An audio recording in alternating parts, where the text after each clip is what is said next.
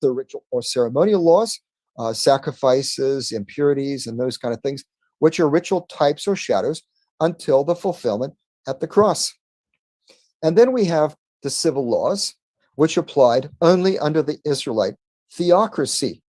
So they were laws that were governing the people under the government that was ruled by God within that nation. But now that we're not within that nation governed by that theocracy, those laws do not apply.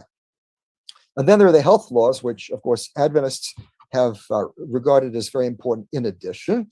And these laws are ongoing because human bodies function the same. Okay, so there we have a very, very clear-cut delineation of what is going to apply. Moral laws, because they're timeless, ongoing principles of relationships. Health laws are going to apply because our bodies are the same. Civil and ceremonial are not going to apply because the ceremonial is fulfilled. It's prophecy, really, ritual prophecy pointing to Jesus' day. That's fulfilled. Civil laws, the theocracy has ended. Okay, so we get 2 out of 4 still apply. That makes sense? All right, but it's not quite so simple. Okay, categories of law. There is no sharp distinction in the Bible between sacred and secular laws. Now, for Adventists, we tend to have a very sharp distinction between sacred and secular. We have Friday evening worship, and we have sundown, and that's Sabbath, sacred time. We come to the end of sacred time on Saturday night. We have sundown worship, and then secular. We flip a switch from sacred to secular. Okay. Now, it's true that there is sacred time, and then we move to, not secular. In ancient Israel, it was not secular time. It was perhaps less sacred, but still sacred. Everything is sacred in life for ancient Israel. So there's no sharp distinction because everything is sacred in holy living when you're in a covenant with the holy God. That's why we have religious laws of Exodus 22 and so on and so forth, and 23 in context primarily relating to secular life. So you can see, hey, wait a minute, these are religious, those are secular. That's not the point. The point, it's all part of holy living. And these religious laws, maybe more explicitly relating to our relationship with God and what we do in worshiping him and so on, but everything is holy. The mixture of laws in Leviticus 19 is indicating that we should keep all of God's commandments. Now, the mixture of these laws has confused scholars because you get so many different kinds of laws all thrown in, greater mixture than anywhere else. And yet the point is, just keep all of them. They're examples of all the different types. And it's not for you to really sort them out and say, I keep this one, I keep that one. Now, it's true that we cannot keep all of them, and we're going to talk about some of that. But in a larger sense, we do, because we keep the underlying principles and we learn from them. We have a holistic approach to life under God. We don't find that in his laws he's saying, do this one, don't do that one. For example, the health laws don't say, do this and that's going to be good for your left bicep, or your right pectoralis muscle. So you have a cafeteria approach. I'm going to be vegan. I'm going to do this, and I'm going to jog 5 miles a day, and so on. But yet, I'd still like to keep my cigarettes, and I'd like to puff on some marijuana once in a while. No, it's not like that. You don't walk through the cafeteria of God's law and choose, I want this one, I want that one, I want that one. You have to have all of them. And God says, if you keep all of my laws, you'll have none of these diseases. It's not that we choose one or the other. And that makes perfect sense, because we are a continuum, body, mind, and spirit. We're a continuum. Everything that you put into your body affects your mind, and vice versa. The things that we put into our mind affect our bodies. You can be living according to all kinds of laws of health and going through a miserable relational situation because you've caused faults that have led to the breakup of your home, and you can be under terrible stress, and you can have all kinds of health problems resulting from your stress, even though you're doing all of the other health things. You see, that's just an example. We're all one. God gives us holistic health. That's the way health works. Now let's look a little more closely at moral laws. Any command that God gives is relevant to the divine human relationship. So that means that anything that God commanded the Israelites, whatever category you could attribute it to, was a moral law in that larger sense. Okay? The Ten Commandments are examples of moral laws, but they do not encompass all of moral law. There are other moral laws in the Bible, such as do not oppress an alien. That's clearly moral, it's ethical, but it's not one of the Ten Commandments. It's based on the principle of love, which is behind the Ten Commandments. Leviticus 19:11, you shall not lie to one another. Yes, the ninth commandment in Exodus 20, Deuteronomy 5, says that you shall not bear false witness. It's based on the same principle, of the underlying principle of honesty. You can bear false witness, of course, by your gestures, by your looks, not just by saying something. But Leviticus 19:11 is the explicit law against lying, and that's not in the Ten Commandments. Okay? The ninth commandment is especially about court situations of bearing false witness in which you could destroy somebody else by falsely accusing them, the way Jezebel had Naboth falsely accused and thereby had him destroyed so that she and Ahab, her husband, could take over his vineyard. All right, so the Ten Commandments are examples of moral law, but they're not the sum total of moral law. And we have other moral laws that are, in fact, elsewhere in the laws of Moses. They're not obsolete. They're interlinked with the Ten Commandments. We cannot extricate them from each other. So it's very, very, very crucial that we look at the other laws in the so-called laws of Moses, the Pentateuch. They're not just laws of Moses. They're laws of God. And God says, I'm going to give you words to speak to the people, and they need to take these as my words. You're just my mouthpiece. He made that very, very clear. And in fact, when Jesus cited which is the greatest law, he didn't cite the Ten Commandments. He cited Deuteronomy. See, Deuteronomy 5, verse 6. You shall love, or is it 6, verse 5? No, it's 5, verse 6. You shall love the Lord your God with all your heart, with all your soul. And then he cited Leviticus 19, verse 18, which is not in the Ten Commandments. It's in the other so-called laws of Moses. Now, the ritual laws regulated the ritual system at the sanctuary or temple. And through these rituals, people interacted with entities ordinarily inaccessible to the material domain, which is God or sin or impurity.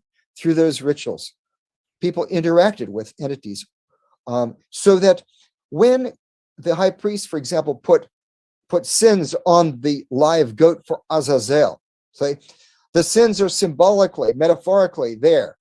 You can't see them, but they're there. And people interacted with those entities and sent them off into the wilderness. And when people gave sacrifices to God, they interacted with God through those rituals. They didn't see God's hand let down from the sky to take their gifts, but yet they were interacting with God. And that was very, very significant. We can learn from that about how we interact with God and how we worship.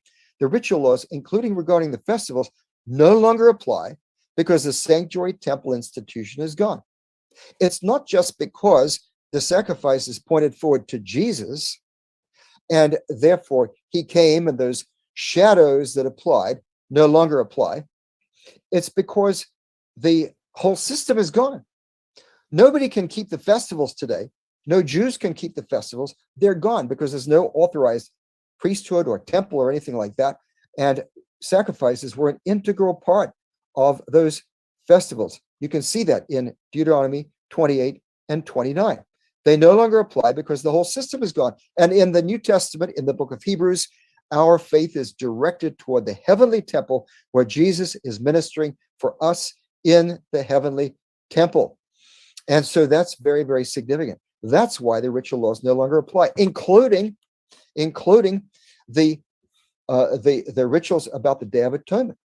See, the Day of Atonement pointed forward to a time beyond when Jesus came and was there in AD 31 and was sacrificed. Pointed forward to a time way in the future, which the prophecy in Daniel identifies with the end time. And we know from elsewhere it comes in 1844. And then the fall festival of the harvest festival, Feast of Booths, so-called Feast of Tabernacles, is even later. It's representing a time even later than the Day of Atonement, perhaps pointing forward to the ultimate ingathering of redemption and the marriage supper of the Lamb and all of that. So these are not fulfilled prophetically as the spring festivals were. You had Passover and unleavened bread and Pentecost were fulfilled when Jesus was here in AD 31, but the fall festivals are not fulfilled at that time. And yet we are not required to keep those because the whole system is gone and because we look to Jesus where he is now. Now, it's wonderful to celebrate Passover and those things, as I have in the United States and in the land of Israel with Jewish people. We can learn a lot from those traditional celebrations, which don't have the animal sacrifices, and therefore they're not the biblical celebrations, but yet they draw upon them. We can learn a lot from them, but they are not fulfilling the biblical requirements, and they're not requirements for our salvation.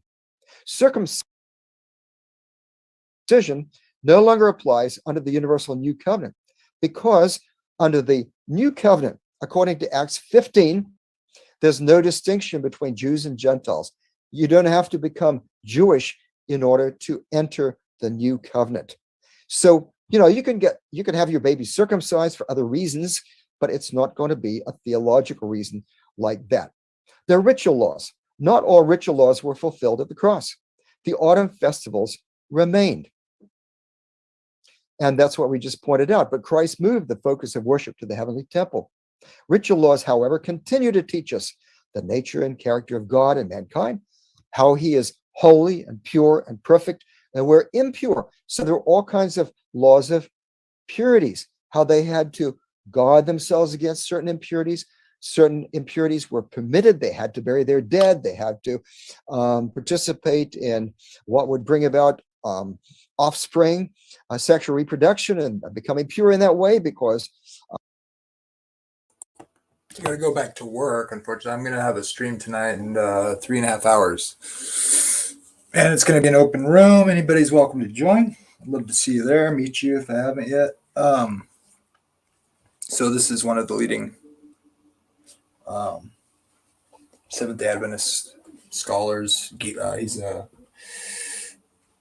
I think he specializes in Hebrew language, and I forget what else.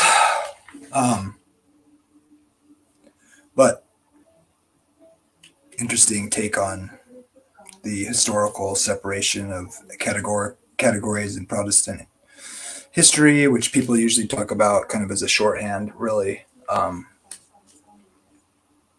But made some good points that a lot of people don't acknowledge a lot of time, and lay people or whatever. You can't really separate the laws totally from each other, but you kind of have to a little bit in certain sense, because I think it's just evident from, just if you read the text, it's like, like what he said it all, so I'll leave it at that. But what was I going to say? Yeah, 8:30. I got to go to finish doing some siding on a house, but we're going to probably play the rest of this later. It's pretty interesting. Oh, yeah, that's what I was going to do. Let's see. So this is me borrowing Dr. Roy Gane. Whoop, not what I was trying to do there. Let's see. without love. I was just going to say, this is the channel that interview is from. It's the Advent Defense League channel. So if you're interested in that, check it out. They tackle issues with, they defend Seventh-day Adventist doctrine. And so, yeah, check that out. Subscribe to that channel. That was part of an interview from that channel. So I will be back at 8:30. Love to see you there. It'll be an open room. I'll pin the StreamYard link in the description. And if you talk to Chris Lucas, I think he's only going to get worse from here, unfortunately, but I hope he doesn't. Like I said, he's making issues, or I don't know what his deal is. You never know about people. I hope he's all right. But